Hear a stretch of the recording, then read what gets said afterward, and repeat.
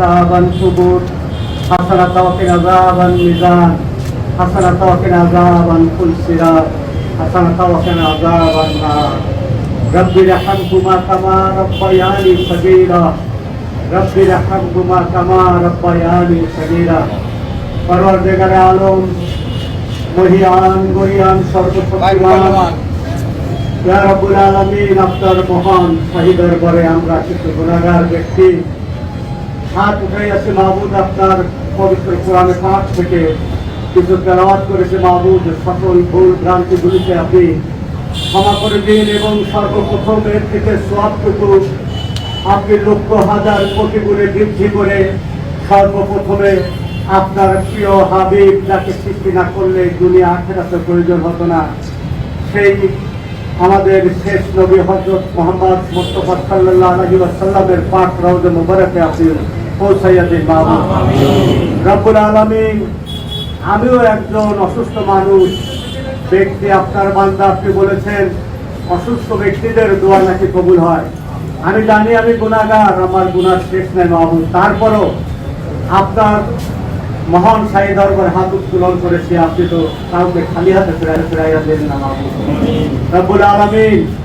আমাদের দেশ মাতা বেগম খালেদা জিয়া দীর্ঘদিন ধরে উনি অসুস্থ হয়ে আছেন, স্লো পয়জনিং করে তাকে মৃত্যুর দিকে ধাবিত করেছে এই কথিত স্বৈরাচার মাহবুব। তার সকল রোগকে আপনি আরোগ্য মুক্তি দান করে দিন মাহবুব, তাকে আরো সুস্থতা দান করুন, তিনি যেন আমাদের মাঝে থেকে আমাদেরকে নেতৃত্ব দিতে পারে, তার হায়াতে তয়্যবা আপনি নাজিল করে দিন মাহবুব রব্বুল আলামিন। আপনি জানেন আমাদের খুলনার বড় ভাই নেতা যে যেভাবে তাকে ডাকি, আমাদের ক্যাপ্টেন যে যেভাবে তাকে ডাকি আমরা, সেই প্রিয় ভাই উনিও অসুস্থ অবস্থায় ঢাকায় চিকিৎসাধীন রয়েছে মাহবুব। মাহবুব আপনি আলহাজ রফিকুল ইসলাম বকুলের আরোগ্য লাভ করাই দেন মাহবুব রব্বুল আলামিন। আমাদের মাঝে অনেকে অসুস্থ আছে, আমাদের সকলের এই অসুস্থতাকে আপনি সুস্থতা দান করে দিন মাহবুব। মাহবুব আমাদের পিতা মাতাকে আপনি মাফ করে দিন, ওই অন্ধকার গহীন কবর শুয়ে আছে মাহবুব, আপনি তাদের কবরের আযাবকে মাফ করে দিন, তাদের কবরকে আপনি জান্নাতুল ফেরদাউসের সাথে আপনি সংযোগ করে দিন, বেহেশতের সুঘ্রাণ তাদের কবরে আপনি পৌঁছাইয়া দিন, অন্ধকার কবরকে আপনি আলোকময় করে দিন, আমাদের গুনাহকে আপনি মাফ করে দিন, যার হাতকে আপনার পছন্দ হয় সেই হাতকে আপনি কবুল করে নিন।